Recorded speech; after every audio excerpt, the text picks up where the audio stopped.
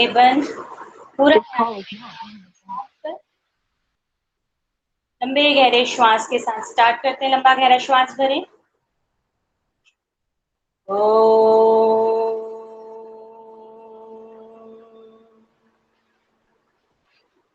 सहना भवतु सहनौ भुनक्तु सह वीर्यं करवावहै तेजस्विनावधीतमस्तु मा विद्विषावहै। ओम शांति शांति शांति। दोनों हाथों को रब करें। हाँ, और आए वापस।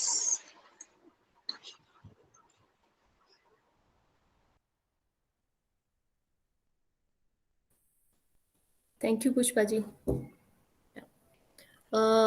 पूजा जी स्क्रीन डिस्प्ले कर दीजिए ना। सभी को मेरा नमस्ते। Very warm welcome to everyone for today's class. आज हम रेस्पिरेटरी डिसऑर्डर्स करने वाले, तो पूजा जी आप प्लीज स्क्रीन डिस्प्ले कर दीजिए।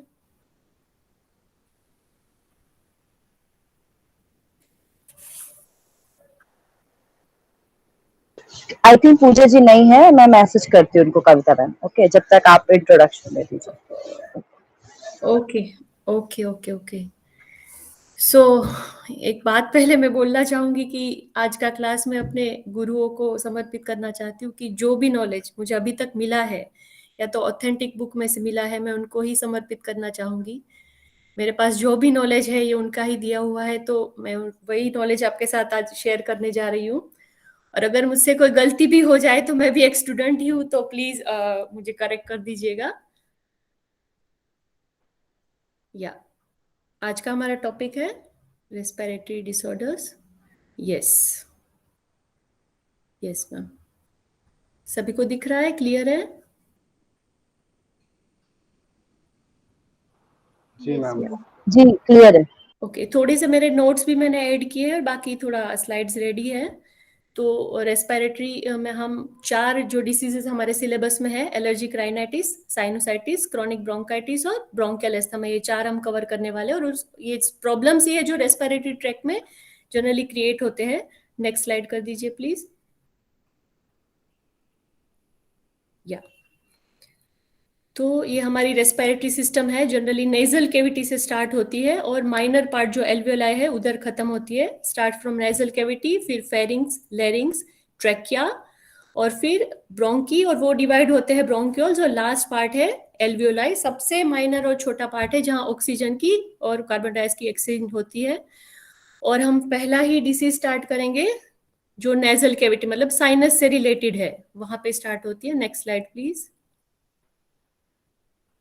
साइनोटाइट, ऐसे कल ही मीनाक्षी मैम ने बताया था जो साइनस के 4 पार्ट्स है, सबको क्लियर होगा आई थिंक पिक्चर।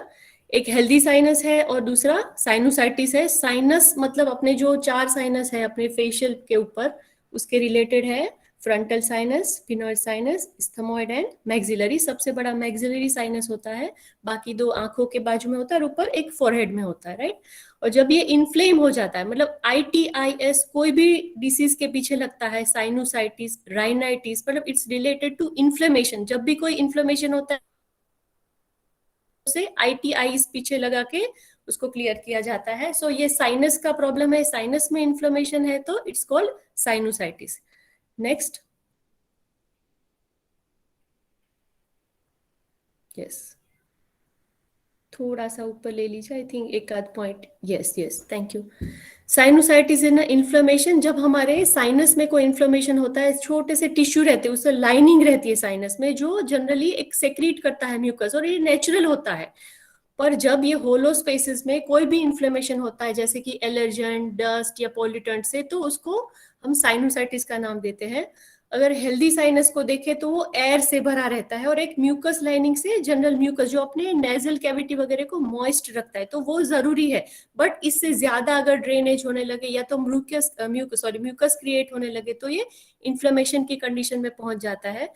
तो जनरली ऐसे बोला जाता कि क्यों होता है, मतलब condition that can cause sinus blockage include, ये कंडीशन से होता है, मतलब चांसेस है, जैसे कि सर्दी, फिर एलर्जिक राइनाइटिस, वो हम आगे देखेंगे, जिसमें स्वेलिंग होती है लाइनिंग जो अपने नोज के अंदर है एलर्जन की वजह से, और स्मॉल ग्रो ऐसे नेजल पॉलिप्स रहते हैं, छोटे छोटे पॉलिप्स डेवलप होते हैं, उसके वजह से भी साइनोसाइटिस हो सकता है। और डिविएटेड सेप्टम, सेप्टम मतलब अपना एक सेंटर पार्ट, जो अगले पिक्चर में देखा था आपने साइनस के वाले में, वो डिविएटेड मतलब थोड़ा सा ऐसे स्लैंटिंग हो जाता है, मतलब कैसे बोलते हैं, व्हेन नेजल वॉल जो अपनी रहती है वो थोड़ी डेलिकेट रहती है और एक साइड में साइड बाय चली जाती है, तो हमें सांस लेने में वैसे तकलीफ होने लगती है, this is called deviated septum, उसके वजह से भी साइनोसाइटिस हो सकता है। Next slide please.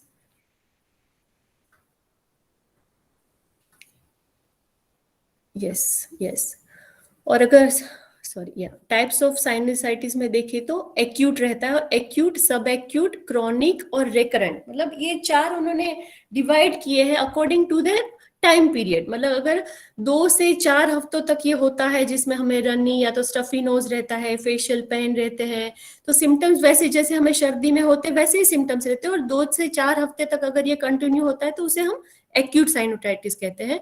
सब एक्यूट मतलब जनरली 4 से 12 हफ्ते तक वो ये सिम्टम्स कंटिन्यू रहते हैं। उसके बाद थर्ड है क्रॉनिक, मतलब उसके ज्यादा लंबे चलते, that is called a chronic. कोई भी चीज क्रॉनिक मतलब लंबे समय तक चलती है उसे हम क्रॉनिक कहते हैं। तो क्रॉनिक साइनोसाइटिस मतलब 12 से ज्यादा हफ्ते तक भी चले, then we called it chronic sinusitis. और रेकरिंग साइनस, रेकर मतलब री ऑकर, जनरली घड़ी घड़ी होने लगता है, दैट इज साल में बहुत बार हमें ये साइनोसाइटिस का प्रॉब्लम होता है, that is called recurrent sinusitis. Next slide please. या हु गेट्स इट, मतलब किन किन को लाइकली, जनरली किसको होने के चांसेस है ज्यादा। Swelling inside the nose like from a common cold, अगर सर्दी होती है और थोड़ा सा सूजन आता है तो आपको ये हो सकता है। अगर ब्लॉक्ड ड्रेनेज डक्ट्स है, हमारे जो नाक में से ड्रेनेज होता है वो डक्ट अगर ब्लॉक हो जाए, और structural differences is that narrow, मतलब थोड़ा सा भी अगर थोड़ा स्ट्रक्चर डिफरेंट हो जाए, उससे भी ये डक्ट में अगर माइनर चेंज भी हो जाए तो हमें साइनोसाइटिस हो सकते हैं। आगे भी हमने देखा नेजल पॉलिप्स से छोटे छोटे पॉलिप्स डेवलप हो जाते हैं, उसकी वजह से भी ये हो सकता है। और हमारी अगर इम्यून सिस्टम उसमें भी कोई प्रॉब्लम है तो भी हमें ये हो सकता है। और कोई हम मेडिकल लेते हैं ज्यादा समय तक जो हमारे इम्यून सिस्टम को डैमेज करता है, बहुत सारे ऐसे डिसीज है जिसमें लंबी मेडिकल मतलब दवाइयां लेनी पड़ती है जो हमारे इम्यून सिस्टम को वीक कर देती है, तो भी हमें ये चांसेस। ऊपर ले लीजिए थोड़ा, नेक्स्ट, इसके बाद yes next slide.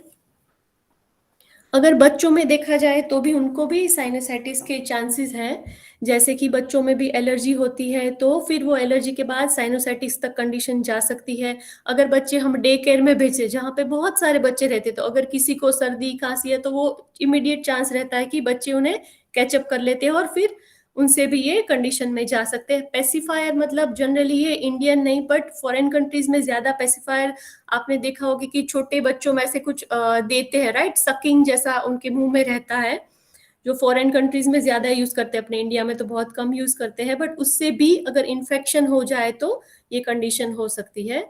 Bottle drinking व लाइंग ऑन द बैक, मतलब बच्चों को हम जनरली ऐसे बोलते हैं थोड़ा सा सोते सोते अगर वो खाते हैं या बॉटल पीते हैं तो उनका सिर थोड़ा सा ऊपर रखते हैं, क्योंकि वो पूरा ऐसे नाक के लेयर में या तो प्रेशर नहीं आए, बट अगर वो फ्लैट लेवल पे सोते सोते बॉटल ड्रिंकिंग करते तो भी ये इनको प्रॉब्लम रहता है।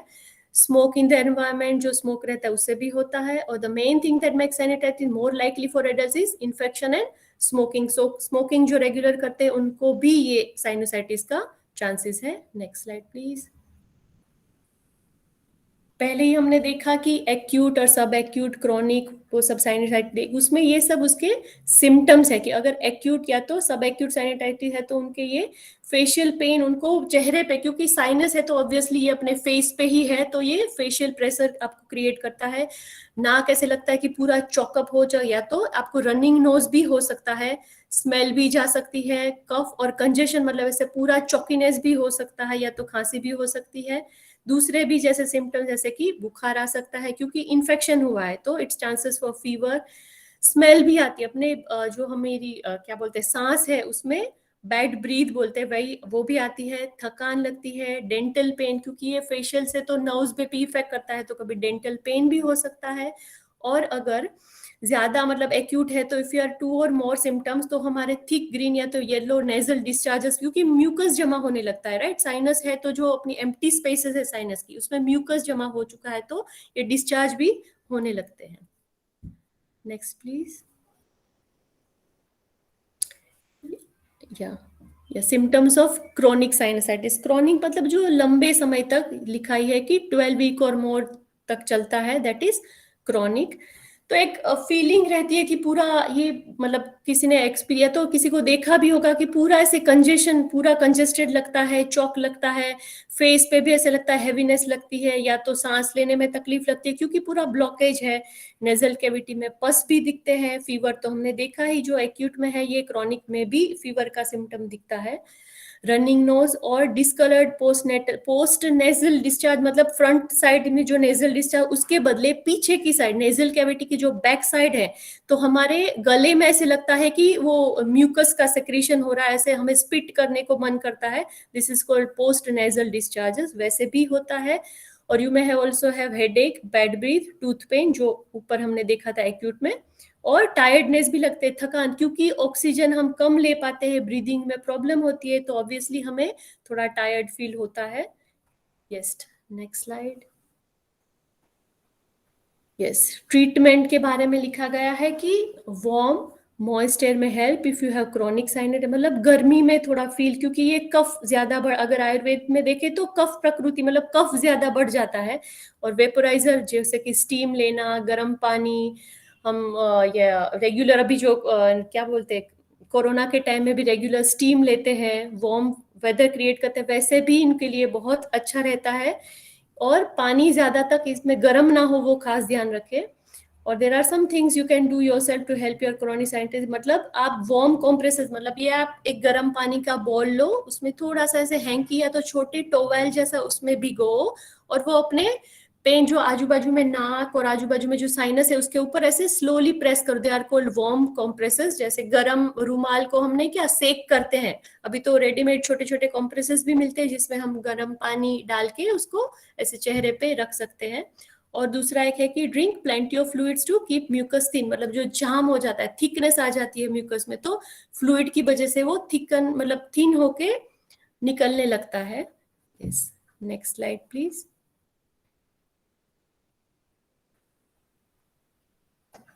या ये थोड़े मेरे नोट्स में से है। जो नेक्स्ट टॉपिक है हमारा साइनोसाइटिस के, हमने सिम्टम्स देखे, कॉजेस देखे। ये नेक्स्ट है एलर्जिक राइनाइटिस। या ठीक है, या थैंक यू, हाँ बस उतना ही जूम कीजिए, okay first paragraph. Yes, allergic मतलब तो आपको मालूम है जो एलर्जेंस है उससे होता है राइना। राइनो मतलब इट्स रिलेटेड टू नोज, और पीछे ITIS है, दैट इज मीन्स इन्फ्लेमेशन। जब नाक के लेवल पे, नोज पे, यहाँ से जब अपना नाक या तो वो लेवल पे सब इन्फ्लेमेशन होने लगता है, that we call allergic rhinitis. Rhino means knows.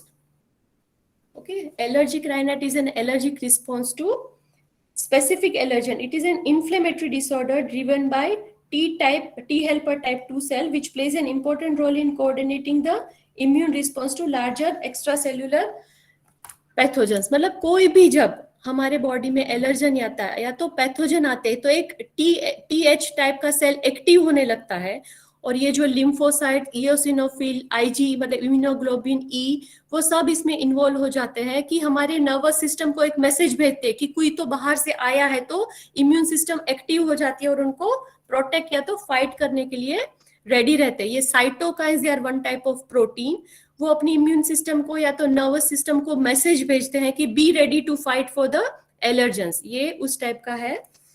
Next paragraph.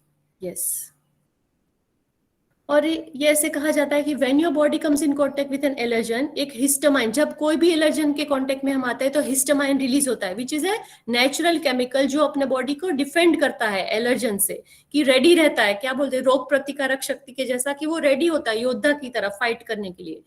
Allergic rhinitis of seasonal और ईयर राउंड, मतलब ये पूरा या तो पूरे साल होता है या तो सीजनल भी हो सकता है। Pollen is the most common allergen in seasonal allergic rhinitis. Symptoms are usually seen immediately after coming, मतलब जब भी या पोलन को ही मोस्ट कॉमन एलर्जन माना जाता है जिनको सीजनल एलर्जिक राइनाइटिस होता है। और जैसे ही हम अपने कांटेक्ट मतलब एलर्जन के कांटेक्ट में आए कि तुरंत ही उनके सिम्टम्स चालू हो जाते हैं कि स्नीजिंग होने लगता है, इचिंग होने लगता है, या तो खांसी आने लगती है, कुछ भी मतलब तुरंत ही वो एक्टिवेट हो जाता है और सिम्टम्स दिखाने लगते हैं। क्या next types of allergic rhinitis? Yes, generally there are two types of allergic rhinitis. एक तो हमने बोला कि सीजनल और पेरिलियन, मतलब जो ऑल द ईयर राउंड ओकर होते रहता है। तो seasonal allergic usually occur during the spring और फॉल, मतलब वसंत ऋतु या तो पानखर जो बोलते हैं, फॉल सीजन, ऑटम, तभी जनरली होता है, जो सीजनल बोलते हैं उसको। And they are typically in response to outdoor allergens like pollen, मतलब जनरली वो बाहर के एलर्जन जैसे कि पोलन्स रहते हैं उनके वजह से ये होता है सीजनल वाला। और perennial allergies can occur year round और at any time during the year in response to indoor, मतलब जो पेरिनियल एलर्जी है जो पूरे साल में कभी भी हो सकती है, that are generally cause due to dust mites या तो पेट डेंजर, जो हमारे घर में जो एलर्जन प्रेजेंट है उससे हो सकता है। मतलब seasonal from outside and perennial from inside allergens. Yeah, next slide please. देखिए कॉमन एलर्जन दिखाए हैं जैसे कि ट्री और फ्लावर पोलन्स है जो स्पेशली स्प्रिंग सीजन में देखे जाते हैं, वसंत ऋतु में जो आते हैं। ग्रास पोलन है जो समर या तो ऑटम सीजन या तो पानखर में देखे जाते हैं। डस्ट माइट्स तो ऑब्वियसली वो आर प्रेजेंट ही रहते हैं, मतलब बेड पे रहते, कहाँ पे भी अपने घर में डस्ट माइट्स रहते हैं। Animal dander which is an old skin, मतलब जो एनिमल्स पेट्स रखते हैं अपने घर में उनको भी ये हो सकता है। कैट्स रहती है तो उनके सलाइवा से भी मोल्ड जो अपने फूड पे होते हैं, शायद जो फूड खराब हो चुका है उस पे ऊपर भी ये मोल्ड क्रिएट होते हैं, उससे भी होता है। और ये भी है जो कबूतर रहते हैं, राइट, जो अपने नहीं क्या, उससे भी एक बारीक ऐसे व्हाइट व्हाइट डस्ट जैसा गिरता है, उससे भी किसी को एलर्जी हो सकती है। Next slide. या risk factors for allergic rhinitis, मतलब वैसे कहा गया है कि अगर आप एलर्जन से दूर रहो तो you can prevent this allergic rhinitis, but risk factor मतलब ये ज्यादातर चांसेस है कि ये एलर्जन से आपको एलर्जिक राइनाइटिस हो सकता है। जैसे कि अगर आपको एस्थमा है या तो eczema, eczema is a skin disease जिसमें लाल रेडिश या तो इची स्किन या तो टेरी स्किन, बहुत टाइप के एक्जिमाज रहते हैं, वो भी अगर आपको है तो आपको एलर्जिक राइनाइटिस हो सकता है। Having blood relative with allergies और एस्थमा, अगर आपको हेरिडिटरी कुछ प्रॉब्लम है एलर्जीज का, जैसे फादर को है, मदर को है, दादाजी को है, कुछ भी, और एस्थमा भी है तो एलर्जी राइनाइटिस के चांसेस है। आइदर लिविंग और working in an environment that constantly, मतलब आप ऐसे वातावरण में काम करते हो या तो रहते हो जो कि आपको एक्सपोज करता है, मतलब आप जनरल वो आपको उस चीज की एलर्जी है और आपको उसको कांटेक्ट में आते ही रहते हो बहुत ज्यादा, that are like cigarette smoking की आदत है या तो सिगरेट का स्मोक है, केमिकल्स है, कोल्ड टेम्परेचर, बहुत ठंडी है, ह्यूमिडिटी मतलब मॉइस्चर रहता है ज्यादा एयर में, एयर पोल्यूशन है, किसी को परफ्यूम की एलर्जी रहती है, धुएं की रहती है, हेयर स्प्रे रहता है जिसमें बहुत ही स्ट्रॉन्ग केमिकल्स रहते हैं, या तो लकड़ी का धुआं रहता है, बहुत सारे एलर्जेंस रहते हैं और सबको अलग अलग एलर्जीज रहती है, राइट। तो किसी भी चीज से आपको एलर्जिक राइनाइटिस जिससे आप एलर्जिक हो सकता है। Next slide. क्या कॉमन सिम्टम्स इसमें बोले हैं, मतलब जनरल ये ज्यादातर सभी लोगों में दिखते हैं या तो अलग अलग को होते हैं सिम्टम्स, थोड़े थोड़े different. A person usually feels on one or more of the given symptoms, जैसे ही हम तुरंत एलर्जन के कांटेक्ट में आता है इसमें से कोई भी या तो एक या तो दो सिम्टम्स हमें तुरंत ही दिखने लगते हैं। ये जनरल सिम्टम्स है, दैट आर स्नीजिंग, छींकें आती है, नाक चालू बहना हो जाता है, चौक हो जाता है, खुजली आने लगती है, खांसी आने लगती है, गले में खराश होने लगती है, आंखों में जलन या तो रेड आईज या तो वाटरी आईज भी होने लगती है। एलर्जन के कांटेक्ट में आने के बाद ये सब सिम्टम्स हम देख पाते हैं। Yeah next slide. Yes, yeah thank you. According to Ayurveda, मतलब आयुर्वेद में इसे क्या कहा गया है, according to Ayurveda allergic rhinitis is cause due to ama, कि अगर हमारे शरीर में आम या तो टॉक्सिन्स है तो हमें हमारी इम्यूनिटी लो, मतलब लो है, या तो बॉडी में आम प्रेजेंट है तो हमें ये होने लगता है एलर्जिक राइनाइटिस। और अगर accumulated arm aggravates and the level of cough in the body and gives rise to different symptoms of allergy, मतलब आम अगर हमारे शरीर में जमा हो गया है और वो एग्रीवेट मतलब हायर लेवल पे जा तो कफ भी प्रोड्यूस होता है और उसके बाद ये एलर्जी के सिम्टम्स दिखाने लगता है। तो अगर आयुर्वेद की दृष्टि से देखें या तो उन्होंने ये सजेस्ट किया है कि जो आयुर्वेदिक डॉक्टर्स रहते हैं या तो आयुर्वेदिक ट्रीटमेंट जो देते हैं, थोड़ा सा ऊपर ले लीजिए पूजा जी,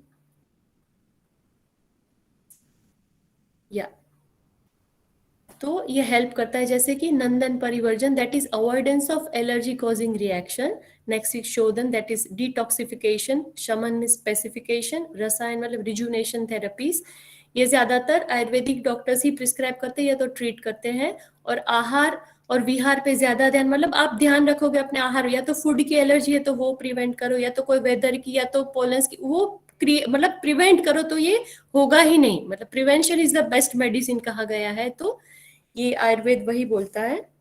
yes, next slide please.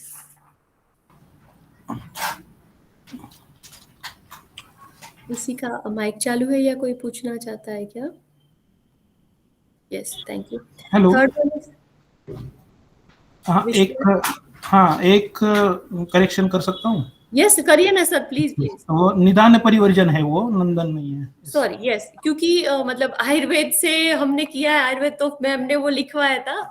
Okay, NAN, okay, NI है क्या? NI है क्या? NIDAN, निदान।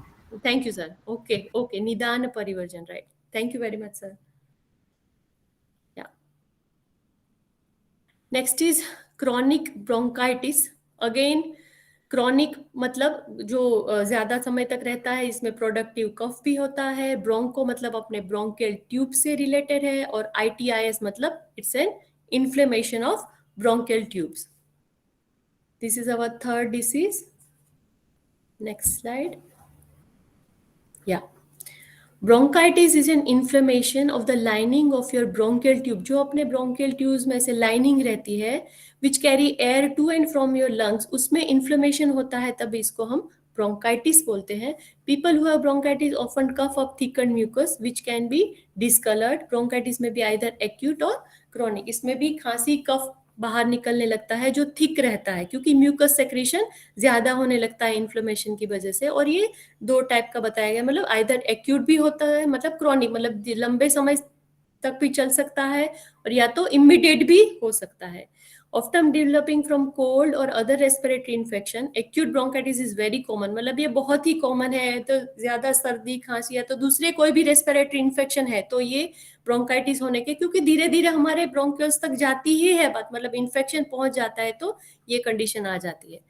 Chronic bronchitis, a more serious condition, is a constant irritation or inflammation of the lining of the bronchial tubes, often due to smoking. Smoking की वजह से भी एक inflammation, जो अंदर की lining है bronchioles की, उसमें भी ये create होता है, और ये condition तक irritation हो के ये inflammation होता है और ये create करता है। Acute bronchitis, also called a chest cold, usually improves within a week to 10 days without lasting effects, although the cough may linger, मतलब जल्दी हो जाता है क्लियर, बट जो कफ प्रोड्यूस हो चुका है वो धीरे धीरे क्लियर होने को टाइम लगता है, मतलब सर्दी चली जाती है बट कफ धीरे धीरे क्लियर होता है। नेक्स्ट स्लाइड पूजा जी।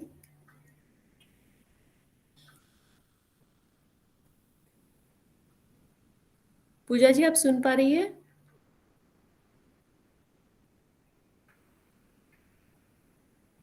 या सिम्टम्स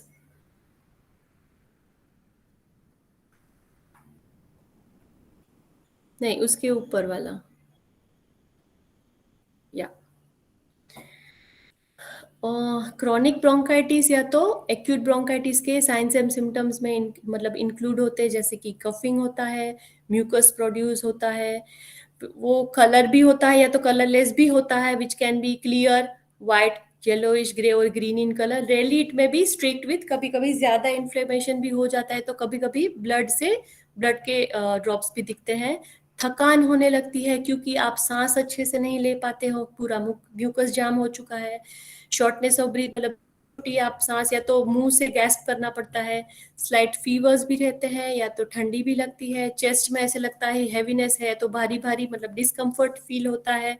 और if you have acute bronchitis you may have cold symptoms such as mild headache, body pain, मतलब सर्दी के जो रेगुलर सिम्टम्स रहते हैं कि बॉडी पेन होता है, हेडेक रहता है, तो वैसे भी होता है। और while these symptoms usually improve in about a week, you may have a nagging cough that lingers for, मतलब ये तो चले जाएंगे जो माइनर सिम्टम्स है, बट खांसी आपको बहुत सारे हफ्तों तक कंटिन्यू हो सकती है।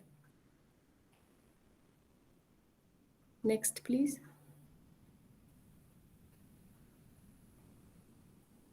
या thank you. Fourth one is asthma. Asthma को भी ब्रोंकियल एस्थमा, क्योंकि ब्रोंकियल्स तक ये बात जाती है, उससे इन्फ्लेमेशन होता है, उधर उनको डिस्कम्फर्ट फील होता है, नैरो होने लगते हैं एस्थमिक कंडीशन में, एकदम सिकुड़ जाते हैं, तो उसको ब्रोंकियल एस्थमा भी कहते हैं। Asthma is a condition in which a persons Airways एकदम इन्फ्लेमेशन होता है, नैरो और सूजन भी आ जाती है, और म्यूकस भी प्रोड्यूस करता है।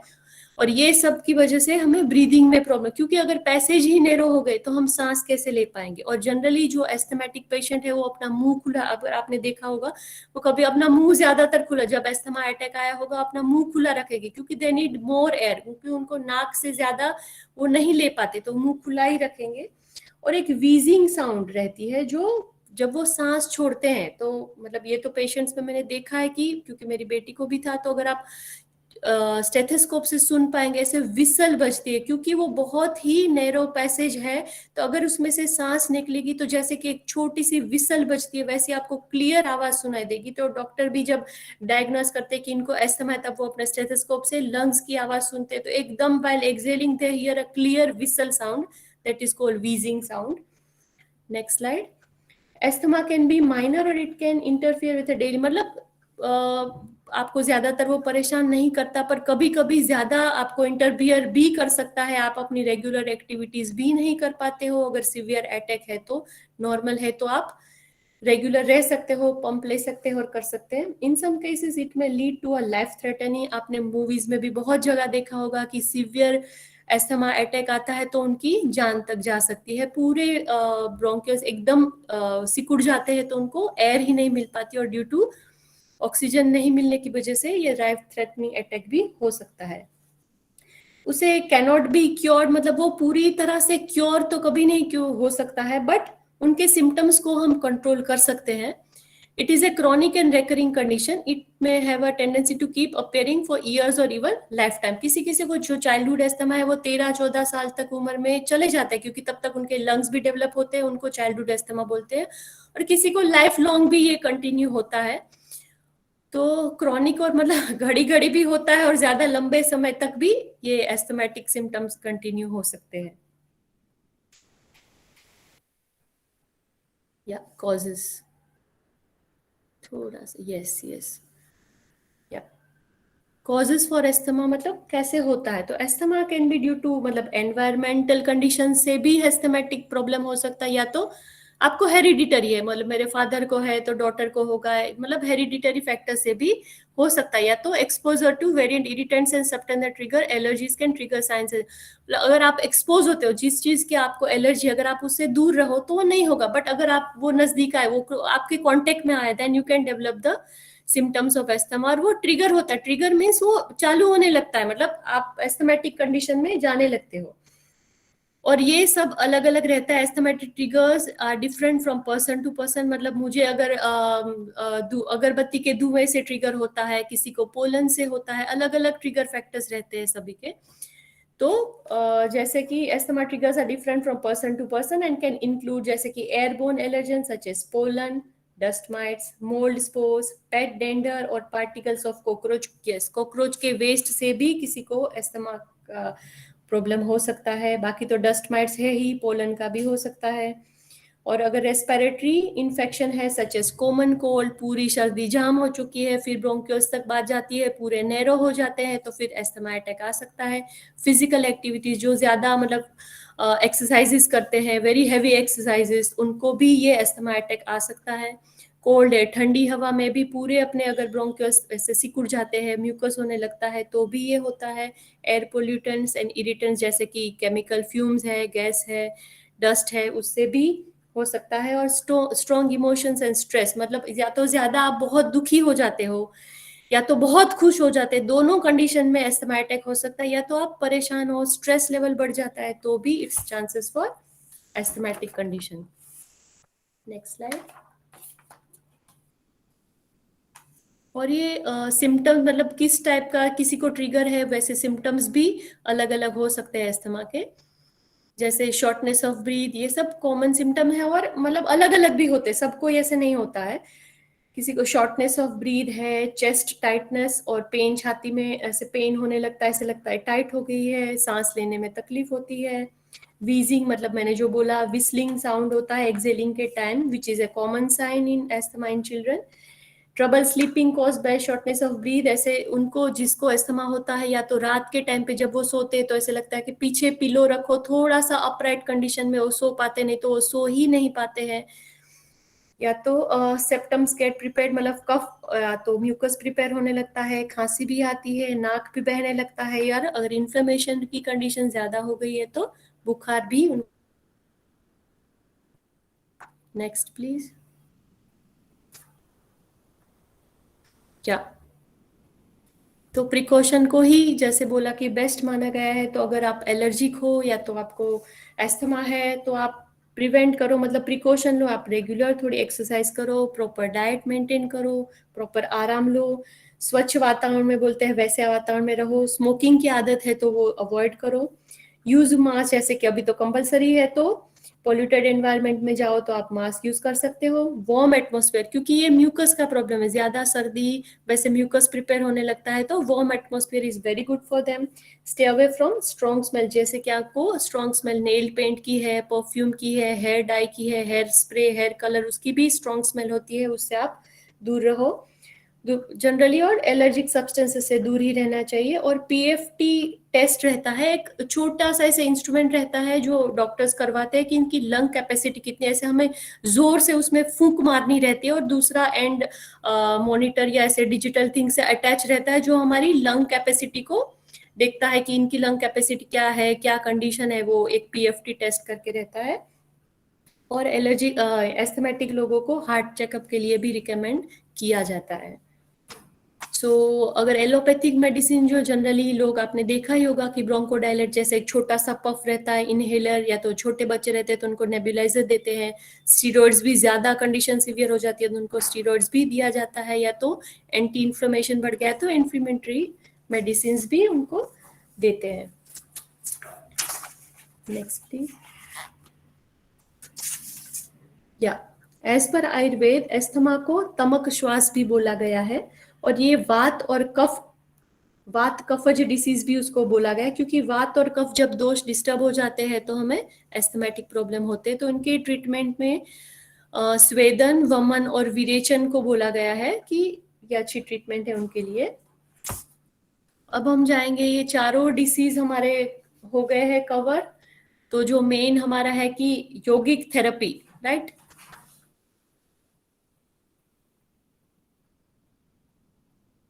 यस, तो जनरली ऐसे कहा गया है कि each person should practice the following शुद्धि क्रिया, आसन, मुद्रा एंड प्राणायाम बाय। कल ही मीनाक्षी मैम ने बोला था कि एज फैक्टर को या पर्सनल कैपेसिटी को, सभी चीजों को ध्यान में रख के किया जाना चाहिए, और strictly practice under the guidance of a yoga expert और थेरेपिस्ट के अंडर ही ये सब किए जाने चाहिए।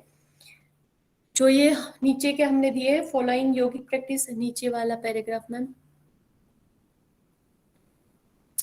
स्लाइड या थोड़ा सा ऊपर ले लीजिए। यस,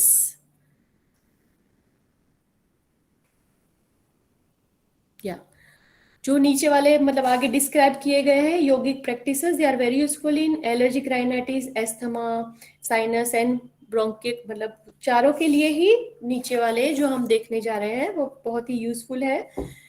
या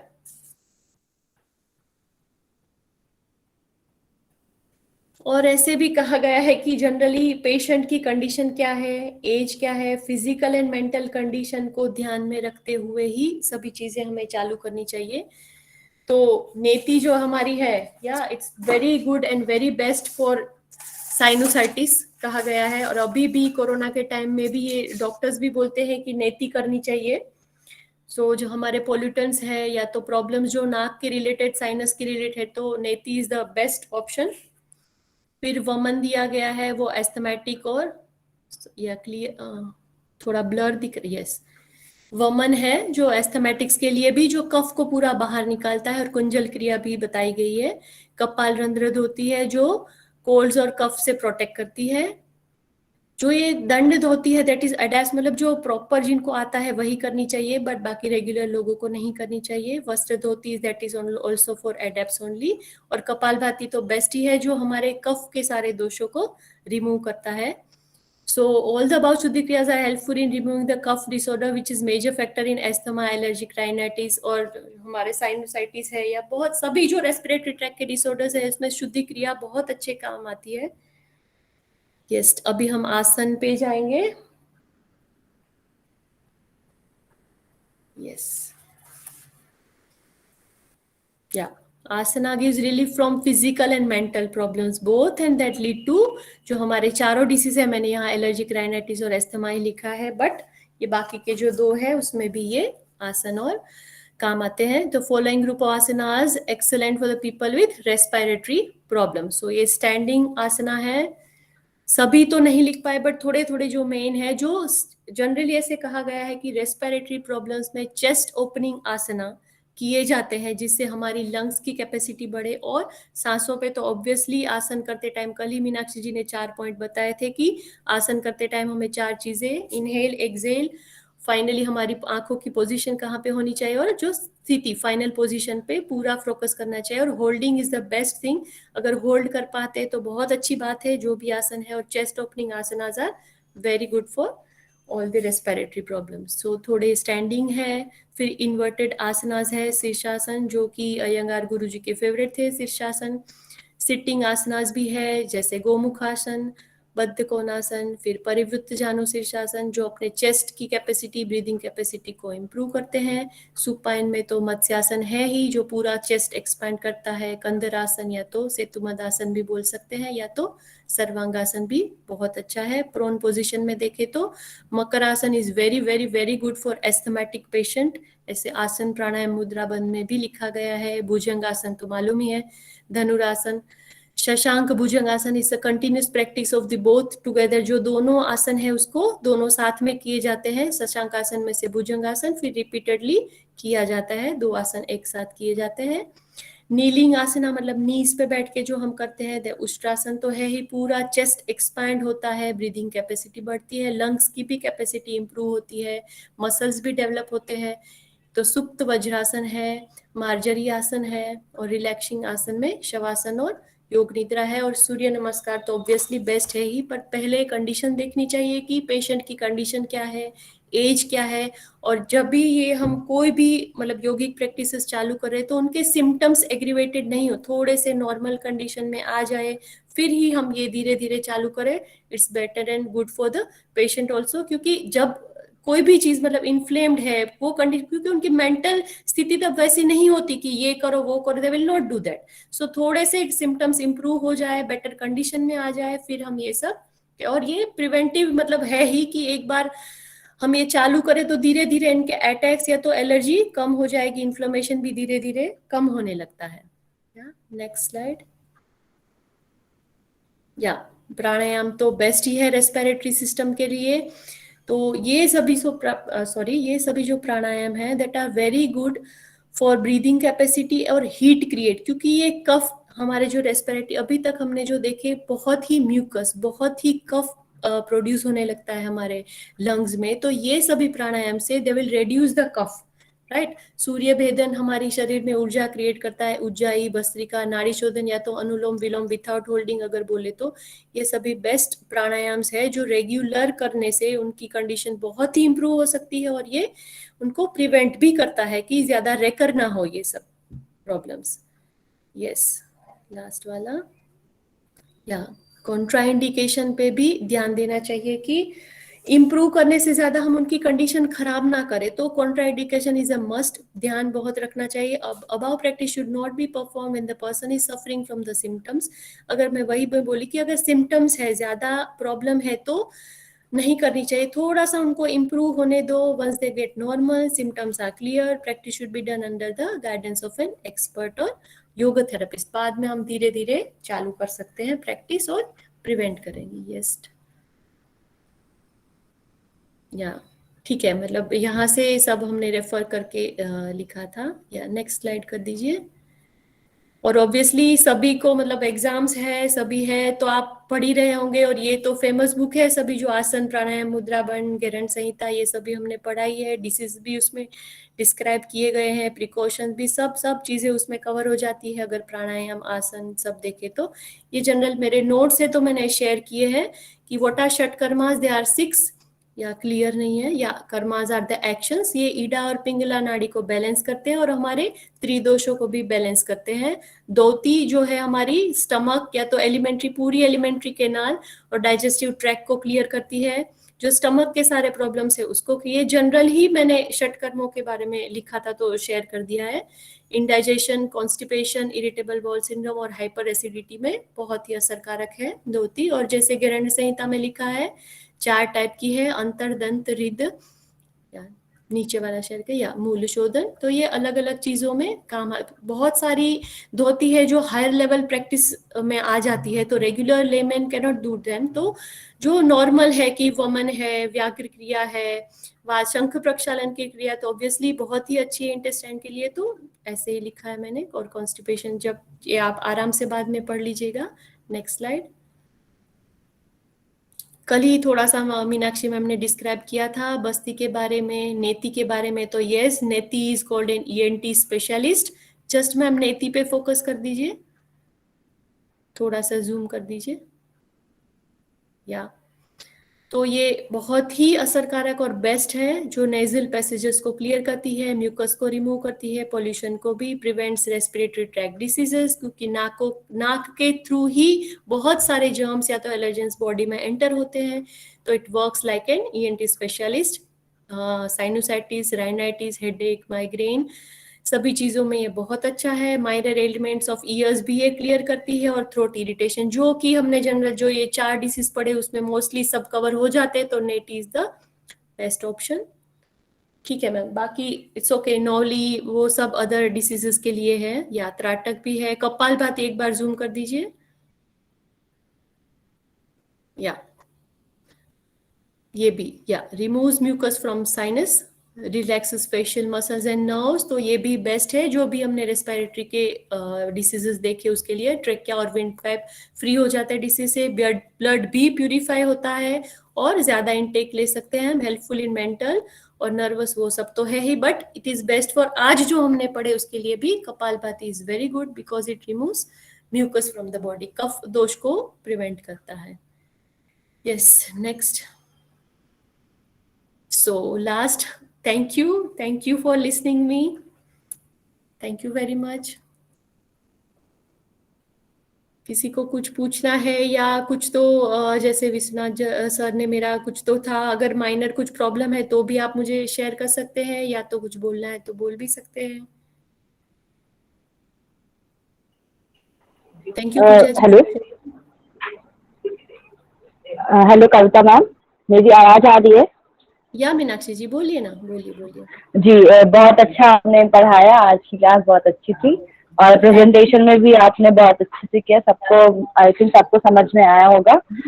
बस ये स्लाइड दिखना, थोड़े मेरे हैंडराइटिंग वगैरह रहेंगे तो थोड़ा प्रॉब्लम आया होगा, आई डोंट नो, बट नहीं, बहुत अच्छा प्रेजेंटेशन था आपका और सब कुछ एकदम क्लियर समझ में आया.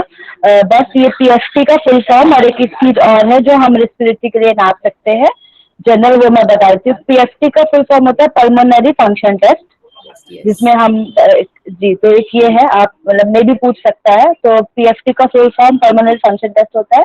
और एक और चीज होती है जिसके द्वारा हम अपनी ब्रीदिंग को नापते हैं जनरल में, वो है स्पायरोमीटर. ठीक है, उसमें भी 3 बॉल्स होती है हमारे पास, तो उसको हम यूज करते हैं रेस्पिरेटरी रेट नापने के लिए. ठीक है, और बाकी thank you so much ma'am. या थैंक यू वेरी मच पूजा जी, मीनाक्षी जी. सो किसी को कुछ पूछना है? नहीं तो हम आज का सेशन खत्म करते हैं, एंड कर सकते हैं क्या? जी मैम, आप एंडिंग प्रेयर करा दीजिए. मैम आपके नोट्स आप ग्रुप में शेयर कर देंगे? यस यस, मैंने पूजा जी को ऑलरेडी फॉरवर्ड कर दिया है, वही डाल देगी ग्रुप पे, तो रेडी ओके, है। Thank you so much ma'am.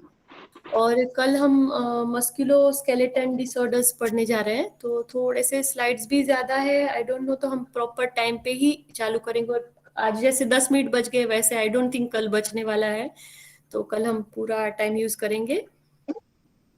Meenakshi, ये TST का फुल फॉर्म क्या बताया?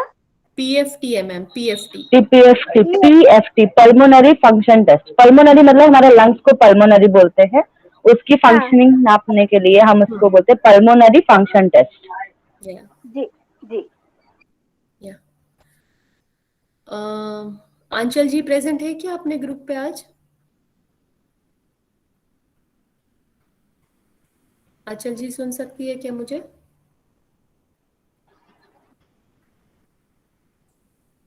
आई थिंक आज वो नहीं है। नो मैम, आई थिंक नहीं है, आप ही करा लीजिए। नहीं नहीं, मैं मानसी जी या तो पुष्पा जी से वापस बोलूंगी, प्लीज आप एंडिंग प्रेयर करवा दीजिए on behalf of me please. Okay, मैं करा दूँ। या थैंक यू। सभी कमर गर्दन सीधी कर लेंगे। लंबे गहरे श्वास के साथ एक बार ओम का उच्चारण और शांति मंत्र के साथ करेंगे आज की कक्षा का समापन। लंबा गहरा श्वास।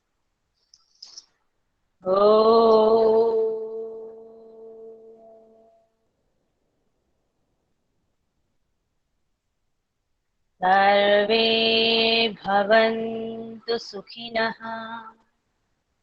सर्वे सन्तु निरामया, सर्वे भद्राणि पश्यन्तु, मा कश्चित् दुःखभाग् भवेत्। ॐ शान्तिः शान्तिः शान्तिः। दोनों हाथों को रखकर आंखें ढकें। सभी को नमस्कार, धन्यवाद। Yeah thank you Pushpa ji, thank you very much. Thank you.